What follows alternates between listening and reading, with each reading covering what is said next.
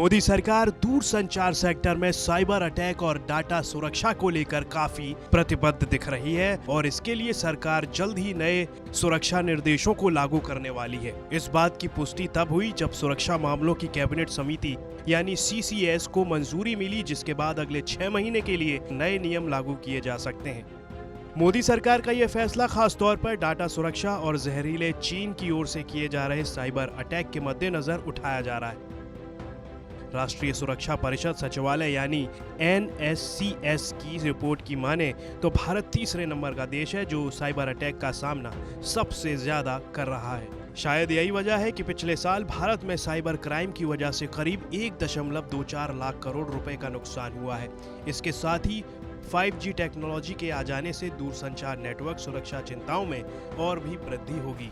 Malware infection के खिलाफ सुरक्षा सुनिश्चित करने के लिए इलेक्ट्रॉनिक उपकरणों के साथ साथ आपूर्ति श्रृंखला की इंटेग्रिटी बनाए रखने की तत्काल जरूरत है, क्योंकि हाल के सालों में चीनी एजेंटों समेत सीमा पार के हैकर्स ने भारत के वित्तीय कार्यों को नुकसान पहुंचाने के इरादे से बैंकिंग और वित्त सहित जरूरी क्षेत्रों को लक्षित किया है। बता दें कि जब भी कोई साइबर अटैक होता है तो आमतौर पर दूरसंचार नेटवर्क के हार्डवेयर और सॉफ्टवेयर घटकों के जरिए होता है। इंटरनेट ऑफ थिंग्स यानी IoT उपकरणों के बढ़ते उपयोग के साथ साथ ये जोखिम और भी कई गुना बढ़ जाता है। दूरसंचार देश के सभी क्षेत्रीय बुनियादी ढांचे जैसे बिजली, बैंकिंग, वित्त, परिवहन, शासन और रणनीतिक क्षेत्र के लिए बहुत ही महत्वपूर्ण बुनियादी ढांचा है।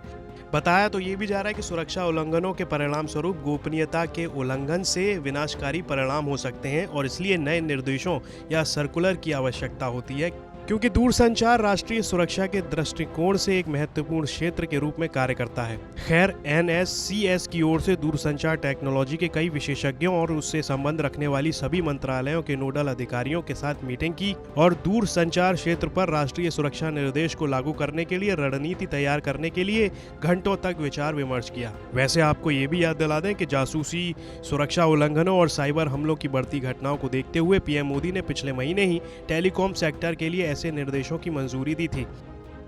इसके लिए एक उपराष्ट्रीय सुरक्षा सलाहकार के तहत जल्द ही एक समिति का गठन किया जाएगा और निर्देश अगले 180 दिनों के भीतर लागू हो जाएंगे। फिलहाल ये साफ दिख रहा है कि मोदी सरकार चीन की तरफ से किए जा रहे इन साइबर हमलों को लेकर काफी सजग है और जल्द ही इसको लेकर नया नियम ला सकती है ताकि चीन की इन हरकतों पर लगाम लगाई जा सके। ब्यूरो रिपोर्ट, भारत तक।